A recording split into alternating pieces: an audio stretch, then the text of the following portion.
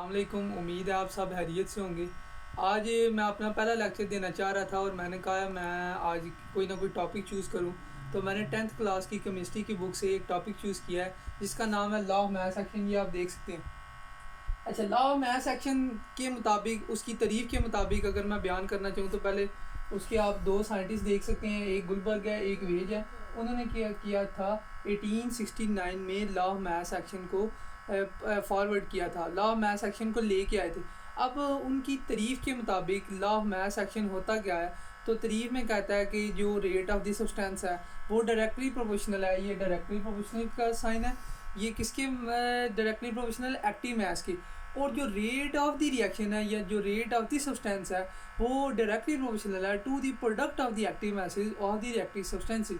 अगर मैं आपको इस तारीफ़ के दोनों पहलुओं की बात करना चाहूँ, दोनों पहलू है इस तारीफ़ के। पहले में वो कहता है कि जो रेट ऑफ द रिएक्शन है या जो रेट ऑफ द सब्सटेंस है वो डायरेक्टली प्रोपोर्शनल होगा एक्टिव मैस के। ठीक है, एक्टिव मैस किसे कह रहा है? ये जो ब्रैकेट्स बनी हुई हैं और इनका जो एक्टिव मैस जो है वो ब्रैकेट्स है, स्क्वायर ब्रैकेट्स, और इनका यूनिट है मोल पर डीएम क्यूब। अब वो कह रहा है कि जो रेट ऑफ द रिएक्शन है वो डायरेक्टली प्रोपोर्शनल है एक्टिव मैस के। ये उसका एक पहलू हो गया। और जो रेट ऑफ द रिएक्शन है या जो रेट ऑफ द सब्सटेंस है वो डायरेक्टली प्रोपोर्शनल है product of the active masses of the reacting substances.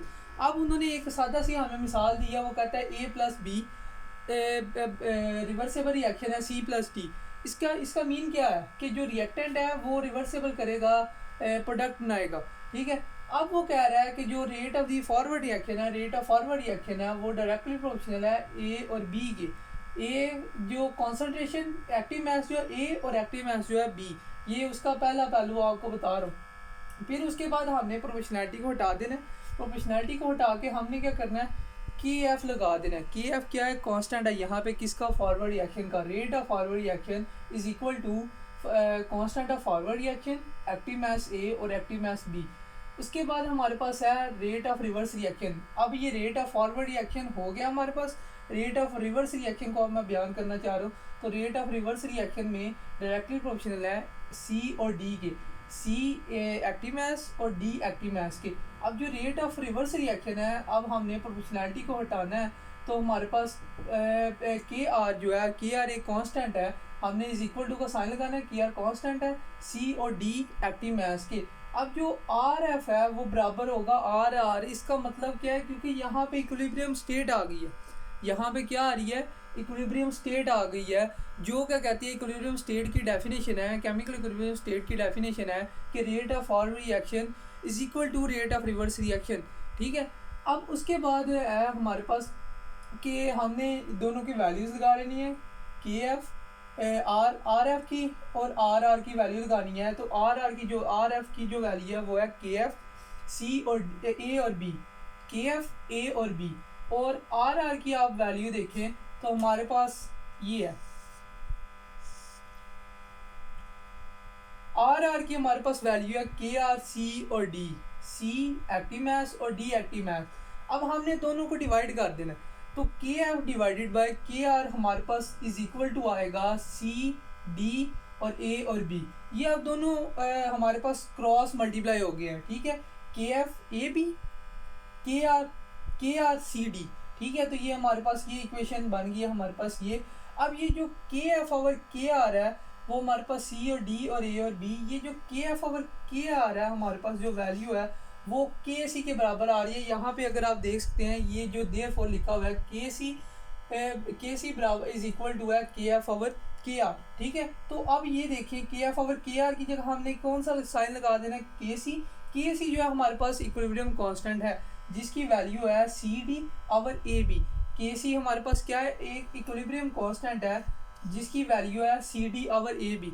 अगर एक मैं आपको मिसाल देना चाहूँ कि ये तो होगी जनरली जो बुक में उन्होंने मिसाल दी हुई है, लेकिन अगर आपको हम इक्विलिब्रियम कांस्टेंट लिखना सिखाएं कि इक्विलिब्रियम कांस्टेंट लिखते कैसे हैं, तो मेरे पास एक मिसाल है N2 plus O2 reversible reaction 2NO2।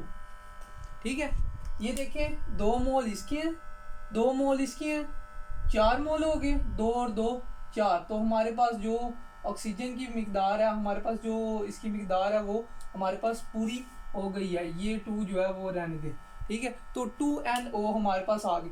अब हमने इसकी इक्विलिब्रियम कांस्टेंट की वैल्यू लिखनी है। हमने इसका क्या लिखना है, इक्विलिब्रियम कांस्टेंट लिखना है। कि वो कैसे लिखते हैं, तो इक्विलिब्रियम कांस्टेंट लिखना चाहे तो इक्विलिब्रियम कांस्टेंट आएगा प्रोडक्ट डिवाइडेड बाय रिएक्टेंट, ठीक है। अगर आप इधर देखें तो हमने क्या किया था कि प्रोडक्ट, हमने ऊपर लिखा था प्रोडक्ट ये, और नीचे हमने लिखा था रिएक्टेंट। तो उसी तरह आपने इसका केसी का फार्मूला लिखना है। प्रोडक्ट आपने ऊपर लिखना है हमेशा, और रिएक्टेंट आपने हमेशा नीचे लिखना है। तो केसी जो इक्विलिब्रियम कांस्टेंट है, प्रोडक्ट हमारे पास क्या है 2NO, तो NO ये जो बाहर है वो इसके स्क्वायर में आ जाएगा, एक्टिव मास के जो है वो ऊपर आ जाएगा। और हमारे पास N2 ऐसे और O2 भी ऐसे ही, ठीक है। अब एक और, ये तो होगी इसकी, ये तो जनरली मिसाल थी, जनरली एग्जांपल थी। ये उसकी आपको कोई भी फार्मूला, कोई भी वो आपको इक्वेशन दे देते हैं, आप इसका इक्विलिब्रियम कांस्टेंट लिखें, तो आपने हमेशा क्या करना है, प्रोडक्ट को आपने हमेशा ऊपर रखना है, रिएक्टेंट को आपने हमेशा नीचे रखना है, और हमारे पास केसी भी आ जाएगा। लेकिन अगर एक और जो है, ये तो आपकी जनरली मिसाल होगी, ठीक है। अगर एक और मिसाल देता हूँ आपको, N2 प्लस 3H2, हमारे पास ये मिक्स कर है, अमोनिया बन रहा है 2NH3, ठीक है। अब अगर मैं इसकी केसी वैल्यू लिखूं तो उसी तरह आपने क्या करना है, ऊपर प्रोडक्ट लिखना है, नीचे रिएक्टेंट लिखना है। तो प्रोडक्ट हमारे पास क्या है, NH3 जो बाय 2 था वो उसकी स्केल में आ जाएगा, और N2 H2 जो बाहर है वो उसकी ब्रैकेट्स के ऊपर आ जाएगा। तो इतना आसान वर्डिंग में मैं आपको बता रहा हूँ कि जो प्रोडक्ट है वो हमेशा ऊपर आएगा, रिएक्टेंट हमेशा नीचे आएगा। प्रोडक्ट इसमें देखें NH3, इसके बाद ट्वाइस, वो किस वजह से लगाया, क्योंकि बाहर 2 मोल है, ठीक है। और इसके बाद क्या है कि हमारे पास जो रिएक्टेंट है, रिएक्टेंट में N2 ऐसे ही और H2 भी ऐसे ही, लेकिन हमने 3 बाहर इस वजह से लगाया क्योंकि यहाँ पे उसके 3 मोल है।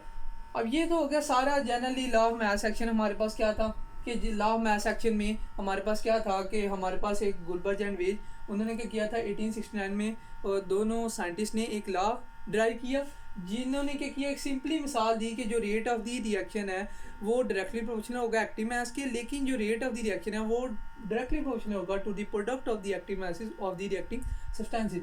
ये आपको सारी मैंने डेरिवेशन करके दिखाई है। फिर मैंने इक्विलिब्रियम कांस्टेंट आपको दिखाया है कि इक्विलिब्रियम कांस्टेंट आपने लिखना क्या है, ऊपर हमेशा प्रोडक्ट लिखना है, नीचे हमेशा रिएक्टेंट लिखना है। लेकिन इक्विलिब्रियम कांस्टेंट की अगर मैं आपको तरीक बताता हूँ तो इक्विलिब्रियम कांस्टेंट होता क्या है, ये एक ऐसी रेशियो है, रेशियो देखें ये नीचे डिवीजन में है, ठीक है, ऊपर कॉफिशिएंट, ऊपर कॉफिशिएंट, नीचे रिमाइंडर। तो हमारे पास क्या है कि जो रेशियो होगी वो किसकी, product of the coefficient of the product raise to the power of coefficient, ठीक है। और ये उसके बाद क्या है, product of the coefficient of the reactant raise to the power of product, ठीक है। ये हमारी एक बैलेंस केमिकल इक्वेशन है कि ऊपर हमेशा प्रोडक्ट आएगा, नीचे हमेशा रिएक्टेंट आएगा, ठीक है। और उसके बाद अगर मैं आपको इसका जनरली एक्सप्लेन करूँ कि केसी जो है उसका कोई यूनिट नहीं होता, ठीक है। केसी जो है इट हैज़ नो यूनिट्स, क्योंकि अगर ऊपर जो है इक्वल मोल्स हो जाएंगे रिएक्टेंट की और प्रोडक्ट के, तो ये फिर बराबर नहीं रहेगा, इसके कोई यूनिट्स नहीं रहेंगे। एक छोटी सी मिसाल आपको देता हूँ कि इसके यूनिट्स क्यों नहीं रहेंगे, कि why KC has no units, because it has the equal moles of the reactants and the products. For example H2 plus I2 makes 2HI,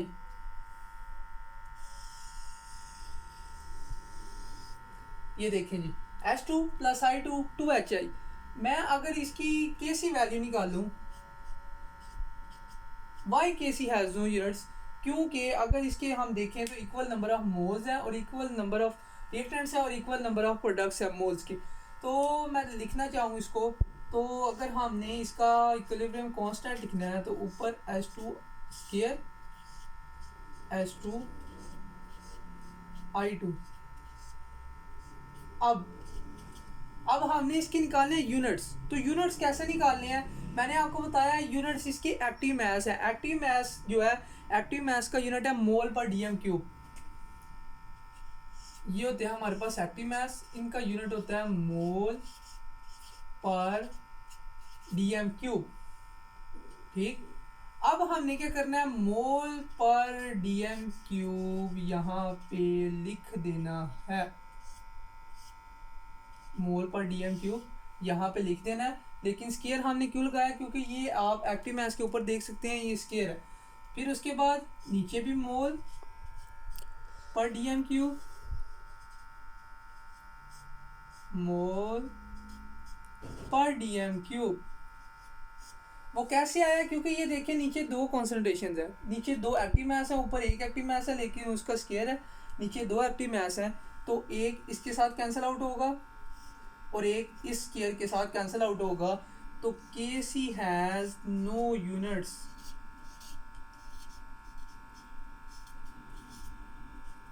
Y K C has no units, because it is the equal number of moles of the reactants and the products।